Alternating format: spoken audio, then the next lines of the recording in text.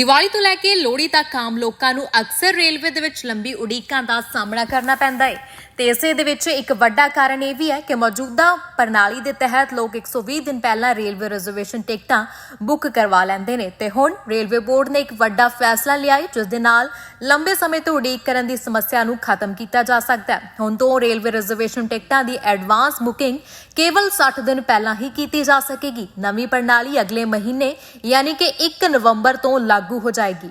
ਦੱਸ ਦਈਏ ਕਿ ਰੇਲਵੇ ਬੋਰਡ ਨੇ ਇੱਕ ਅਧਿਕਾਰਿਤ ਬਿਆਨ ਦੇ ਵਿੱਚ ਕਿਹਾ ਹੈ ਕਿ 1 ਨਵੰਬਰ ਤੋਂ ਰਿਜ਼ਰਵੇਸ਼ਨ ਟਿਕਟਾਂ ਦੀ ਐਡਵਾਂਸ ਬੁਕਿੰਗ ਸਿਰਫ 60 ਦਿਨ ਪਹਿਲਾਂ ਹੀ ਕੀਤੀ ਜਾਏਗੀ, ਜਦਕਿ 120 ਦਿਨ ਪਹਿਲਾਂ ਐਡਵਾਂਸ ਟਿਕਟਾਂ ਬੁੱਕ ਕਰਨ ਦੀ ਸੇਵਾ 31 ਅਕਤੂਬਰ ਤੱਕ ਜਾਰੀ ਰਹੇਗੀ। ਰੇਲਵੇ ਬੋਰਡ ਨੇ ਸਪਸ਼ਟ ਕੀਤਾ ਹੈ ਕਿ ਕੁਝ ਵਿਸ਼ੇਸ਼ ਐਕਸਪ੍ਰੈਸ ਰੇਲ ਗੱਡੀਆਂ ਦੇ ਵਿੱਚ ਰਿਜ਼ਰਵੇਸ਼ਨ ਦੀ ਪੁਰਾਣੀ ਪ੍ਰਣਾਲੀ ਜੋ ਕਿ ਇੱਕ ਦਿਨ ਦੇ ਵਿੱਚ ਯਾਤਰਾ ਪੂਰੀ ਕਰ ਲੈਂਦੀ ਹੈ ਯਾਨੀ ਕਿ ਐਡਵਾਂਸ ਟਿਕਟਾਂ ਦੀ ਬੁਕਿੰਗ ਦੇ ਲਈ ਤੈਅ ਕੀਤੀ ਗਈ ਹੇਠਲੀ ਸੀਮਾ ਪਹਿਲਾਂ ਦੀ ਤਰ੍ਹਾਂ ਹੀ ਲਾਗੂ ਰਹੇਗੀ।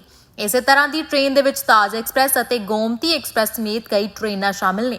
ਰੇਲਵੇ ਬੋਰਡ ਨੇ ਇਹ ਵੀ ਕਿਹਾ ਹੈ ਕਿ ਵਿਦੇਸ਼ੀ ਨਾਗਰਿਕਾਂ ਜਾਂ ਸੈਲਾਨੀਆਂ ਦੇ ਲਈ 365 ਦਿਨ ਪਹਿਲਾਂ ਰੇਲਵੇ ਰਿਜ਼ਰਵੇਸ਼ਨ ਟਿਕਟਾਂ ਦੀ ਬੁਕਿੰਗ ਦੀ ਸਹੂਲਤ ਪਹਿਲਾਂ ਦੇ ਵਾਂਗ ਹੀ ਬਰਕਰਾਰ ਰਹੇਗੀ। ਇਸ ਦੇ ਵਿੱਚ ਕੋਈ ਬਦਲਾਅ ਨਹੀਂ ਕੀਤਾ ਗਿਆ।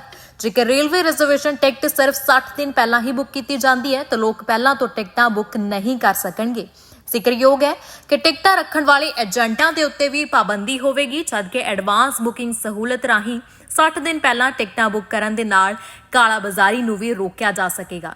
ਹਾਲਾਂਕਿ IRCTC ਟਿਕਟਾਂ ਦੀ ਕਾਲਾਬਾਜ਼ਾਰੀ ਨੂੰ ਰੋਕਣ ਦੇ ਲਈ ਪਹਿਲਾਂ ਹੀ ਕਈ ਤਰ੍ਹਾਂ ਦੇ ਉਪਾਅ ਕਰ ਰਹੀ ਹੈ ਤੇ ਹੁਣ ਇਸ ਦੇ ਵਿੱਚ ਟਿਕਟ ਬੁਕਿੰਗ ਦੀ ਸੀਮਾ ਵੀ ਸ਼ਾਮਿਲ ਹੈ। Bureau report on air. Diwali ਤੋਂ ਲੈ ਕੇ ਲੋਹੜੀ ਤੱਕ ਆਮ ਲੋਕਾਂ ਨੂੰ ਅਕਸਰ ਰੇਲਵੇ ਦੇ ਵਿੱਚ ਲੰਬੀ ਉਡੀਕਾਂ ਦਾ ਸਾਹਮਣਾ ਕਰਨਾ ਪੈਂਦਾ ਹੈ ਤੇ ਇਸੇ ਦੇ ਵਿੱਚ ਇੱਕ ਵੱਡਾ ਕਾਰਨ ਇਹ ਵੀ ਹੈ ਕਿ ਮੌਜੂਦਾ ਪ੍ਰਣਾਲੀ ਦੇ ਤਹਿਤ ਲੋਕ 120 ਦਿਨ ਪਹਿਲਾਂ ਰੇਲਵੇ ਰਿਜ਼ਰਵੇਸ਼ਨ ਟਿਕਟਾਂ ਬੁੱਕ ਕਰਵਾ ਲੈਂਦੇ ਨੇ ਤੇ ਹੁਣ ਰੇਲਵੇ ਬੋਰਡ ਨੇ ਇੱਕ ਵੱਡਾ ਫੈਸਲਾ ਲਿਆ ਹੈ ਜਿਸ ਦੇ ਨਾਲ ਲੰਬੇ ਸਮੇਂ ਤੋਂ ਉਡੀਕ ਕਰਨ ਦੀ ਸਮੱਸਿਆ ਨੂੰ ਖਤਮ ਕੀਤਾ ਜਾ ਸਕਦਾ ਹੈ। ਹੁਣ ਤੋਂ ਰੇਲਵੇ ਰਿਜ਼ਰਵੇਸ਼ਨ ਟਿਕਟਾਂ ਦੀ ਐਡਵਾਂਸ ਬੁਕਿੰਗ ਕੇਵਲ 60 ਦਿਨ ਪਹਿਲਾਂ ਹੀ ਕੀਤੀ ਜਾ ਸਕੇਗੀ। ਨਵੀਂ ਪ੍ਰਣਾਲੀ ਅਗਲੇ ਮਹੀਨੇ ਯਾਨੀ ਕਿ 1 ਨਵੰਬਰ ਤੋਂ ਲਾਗੂ ਹੋ ਜਾਏਗੀ।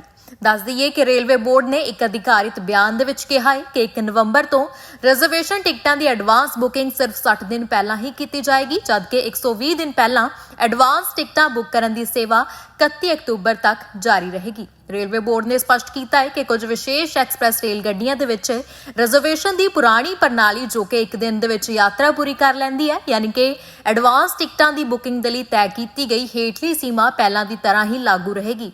ਇਸੇ ਤਰ੍ਹਾਂ ਦੀ ਟ੍ਰੇਨ ਦੇ ਵਿੱਚ ਤਾਜ ਐਕਸਪ੍ਰੈਸ ਅਤੇ ਗੋਮਤੀ ਐਕਸਪ੍ਰੈਸ ਸਮੇਤ ਕਈ ਟ੍ਰੇਨਾਂ ਸ਼ਾਮਿਲ ਨੇ। ਰੇਲਵੇ ਬੋਰਡ ਨੇ ਇਹ ਵੀ ਕਿਹਾ ਹੈ ਕਿ ਵਿਦੇਸ਼ੀ ਨਾਗਰਿਕਾਂ ਜਾਂ ਸੈਲਾਨੀਆਂ ਦੇ ਲਈ 365 ਦਿਨ ਪਹਿਲਾਂ ਰੇਲਵੇ ਰਿਜ਼ਰਵੇਸ਼ਨ ਟਿਕਟਾਂ ਦੀ ਬੁਕਿੰਗ ਦੀ ਸਹੂਲਤ ਪਹਿਲਾਂ ਦੇ ਵਾਂਗ ਹੀ ਬਰਕਰਾਰ ਰਹੇਗੀ। ਇਸ ਦੇ ਵਿੱਚ ਕੋਈ ਬਦਲਾਅ ਨਹੀਂ ਕੀਤਾ ਗਿਆ। ਜੇਕਰ ਰੇਲਵੇ ਰਿਜ਼ਰਵੇਸ਼ਨ ਟਿਕਟ ਸਿਰਫ 60 ਦਿਨ ਪਹਿਲਾਂ ਹੀ ਬੁੱਕ ਕੀਤੀ ਜਾਂਦੀ ਹੈ ਤਾਂ ਲੋਕ ਪਹਿਲਾਂ ਤੋਂ ਟਿਕਟਾਂ ਬੁੱਕ ਨਹੀਂ ਕਰ ਸਕਣਗੇ। ਜ਼ਿਕਰਯੋਗ ਹੈ ਕਿ ਟਿਕਟਾਂ ਰੱਖਣ ਵਾਲੇ ਏਜੰਟਾਂ ਦੇ ਉੱਤੇ ਵੀ ਪਾਬੰਦੀ ਹੋਵੇਗੀ, ਜਦਕਿ ਐਡਵਾਂਸ ਬੁਕਿੰਗ ਸਹੂਲਤ ਰਾਹੀਂ 60 ਦਿਨ ਪਹਿਲਾਂ ਟਿਕਟਾਂ ਬੁੱਕ ਕਰਨ ਦੇ ਨਾਲ ਕਾਲਾਬਾਜ਼ਾਰੀ ਨੂੰ ਵੀ ਰੋਕਿਆ ਜਾ ਸਕੇਗਾ। ਹਾਲਾਂਕਿ IRCTC ਟਿਕਟਾਂ ਦੀ ਕਾਲਾਬਾਜ਼ਾਰੀ ਨੂੰ ਰੋਕਣ ਦੇ ਲਈ ਪਹਿਲਾਂ ਹੀ ਕਈ ਤਰ੍ਹਾਂ ਦੇ ਉਪਾਅ ਕਰ ਰਹੀ ਹੈ ਤੇ ਹੁਣ ਇਸ ਦੇ ਵਿੱਚ ਟਿਕਟ ਬੁਕਿੰਗ ਦੀ ਸੀਮਾ ਵੀ ਸ਼ਾਮਿਲ ਹੈ। Bureau report on air.